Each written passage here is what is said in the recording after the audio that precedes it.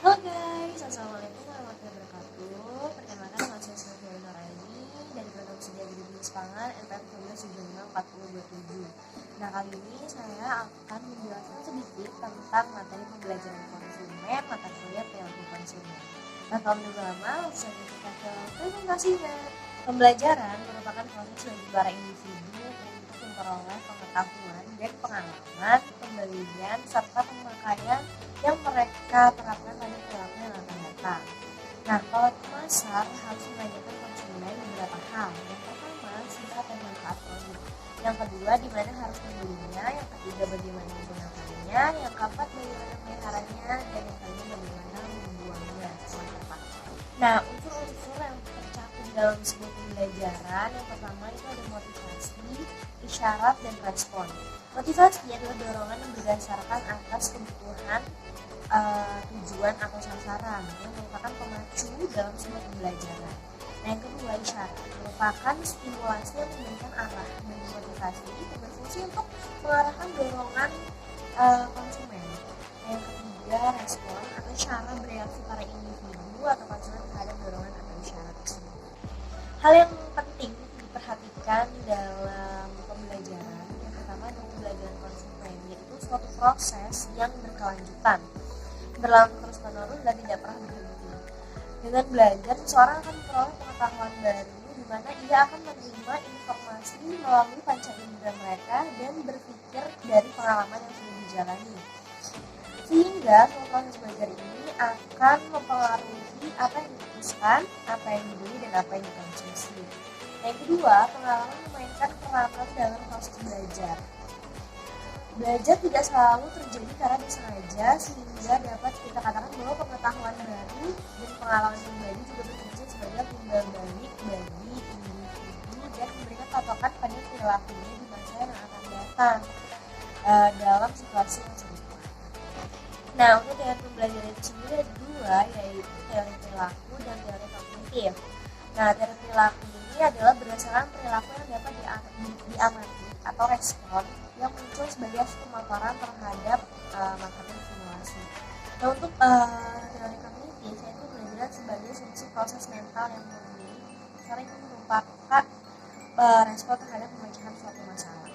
Nah, ada tiga teori pembelajaran perilaku. Yang pertama ada pengkondisifikasi, yang kedua pengkondisian instrumental atau operan, yang ketiga pembelajaran melalui pengamatan atau observasional. Nah, untuk penjelasannya di slide ini. Pengkondisian klasik adalah menganggap semua organisme, binatang ataupun manusia itu dapat diajarkan berbagai perilaku tertentu melalui pengulangan atau pengkondisian. Nah, selanjutnya ada aplikasi pengkondisian fisik. Yang pertama itu adalah family branding. Nah, contoh-contoh dari family branding ini ada misalnya merek ABC. Pertama kali hanya ada pada batu-batu saja. Nah, namun kemudian merek ABC ini memperluas menjadi berbagai macam produk, misalnya kecap, sirup, sambal, mie, dan lain sebagainya yang sekarang sudah sangat beredar di pasaran. Ada MeToo produk, yaitu suatu konsep yang membuat kemasan mirip dengan kemasan produk pesaingnya. Yang biasanya melakukan hal ini adalah follower yang berusaha membuat kemiripan dengan suatu produk yang sudah besar atau produknya besar. Nah, para pesaing yang menciptakan produk ini bertujuan untuk menyampaikan pesan bahwa produknya ini memiliki ciri yang baik seperti layaknya produk yang sudah besar tersebut dan produk yang sudah diterima. Nah, itu produk ini kadang disebut juga look-alike packaging, karena itu tadi kemasannya atau packagingnya itu mirip dengan produk pesaingnya. Nah, selanjutnya ada similar name.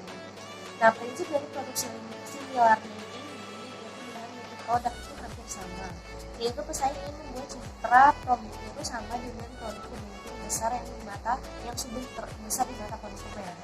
Nah, kesamaan tersebut diharapkan bisa membuat konsumen menarik asosiasi kualitas secara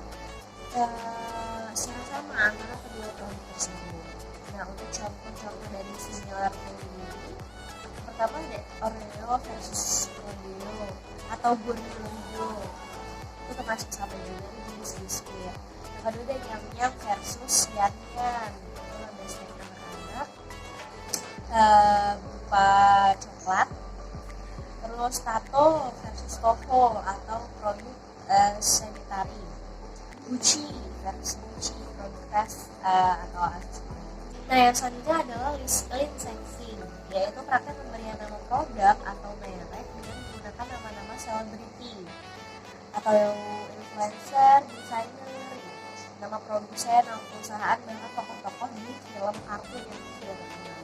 Nama-nama tersebut digunakan sebagai merek dengan prinsip dan tujuan untuk menimbulkan citra positif dari produk-produk tersebut. Karena kan apabila menggunakan nama artis yang tidak besar, maka citranya akan berubah.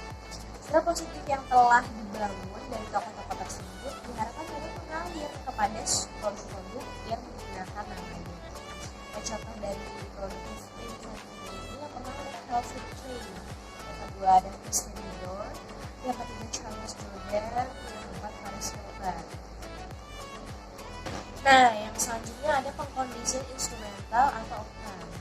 Pembelajaran ini terjadi melalui proses mencoba trial and error, di mana kebiasaan dibentuk sebagai hasil ganjaran yang diterima untuk tanggapan dan perilaku tertentu.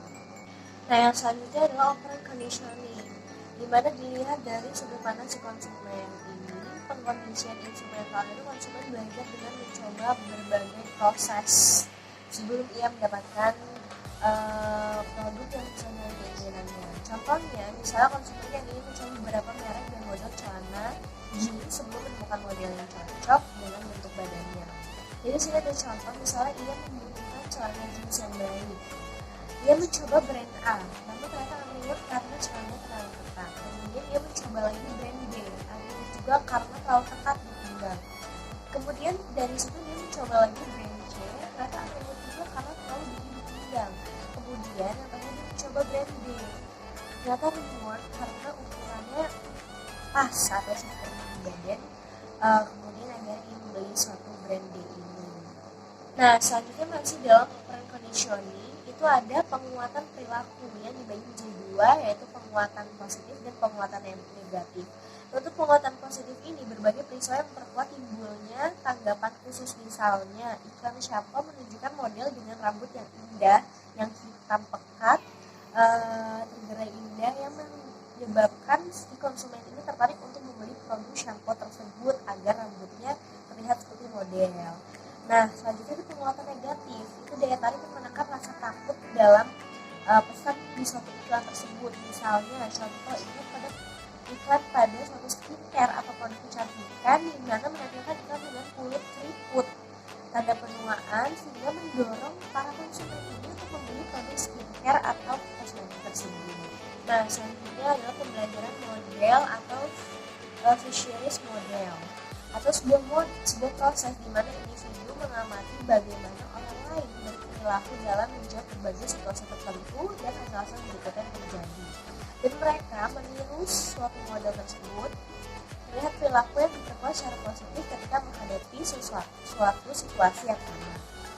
Nah, untuk proses pembelajaran model ini dimulai dari model memperagakan perilaku dan mengalami konsekuensi. Kemudian pengamat melihat perilaku yang diteladankan dan konsekuensinya. Kemudian peragaan perilaku yang diteladankan atau yang dilakukan oleh pengamat akan meningkat atau menurun tergantung pada konsekuensi yang diteladankan. Itu adalah contoh dari implikasi pembelajaran model. Yang pertama, instruktur, pakar, atau giliran niaga yang menggunakan suatu produk dalam iklan atau di tempat pembelian. Nah, respon yang diinginkan adalah menggunakan produk secara benar dan cakap secara teknis. Kedua, model-model dalam iklan yang mengajukan pertanyaan di tempat pembelian. Responnya yang diinginkan mengajukan pertanyaan-pertanyaan di tempat pembelian yang menonjolkan keutamaan suatu produk. Kita ada model-model dalam iklan yang menerima penguatan positif untuk pembelian produk atau penggunaan produk. Nah, yang diinginkan adalah mencoba produk, meningkatkan pembelian dan penggunaan produk. Selanjutnya, model-model dalam iklan yang tidak menerima penguatan atau menerima penggunaan karena melakukan perilaku yang tidak diinginkan. Nah, respon yang diinginkan adalah eksekusi atau penurunan perilaku yang memungkinkan. Terakhir adalah menerbitkan mirip dengan pasar sasaran yang menggunakan produk dengan cara baru dan ini menggunakan menggunakan produk dengan cara baru yang lebih inovatif. Demikianlah tadi video pembelajaran singkat dari saya. Semoga apa yang saya jelaskan mampu memberikan informasi lebih kepada teman-teman sekalian yang menonton, dan semoga video ini dapat menyelesaikan tugas yang oleh perilaku konsumen tentang video pembelajaran. Saya minta maaf apabila terdapat kesalahan kata atau perbuatan. Kepada Allah saya mohon ampun, dan saya akhiri. Wassalamualaikum warahmatullahi wabarakatuh.